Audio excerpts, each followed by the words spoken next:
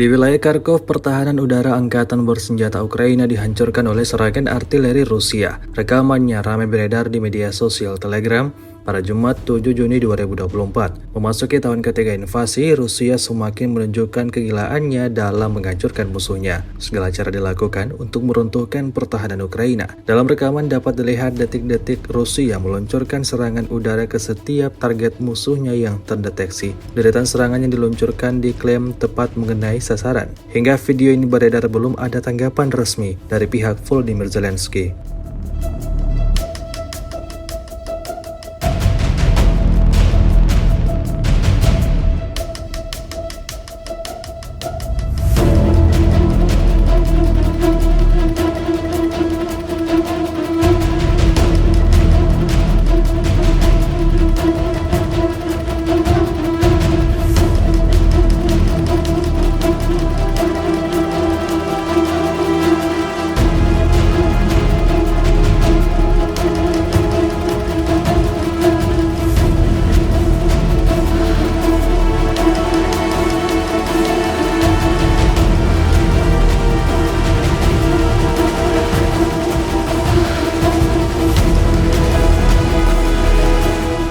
Download Tribun X sekarang, menghadirkan lokal menjadi Indonesia.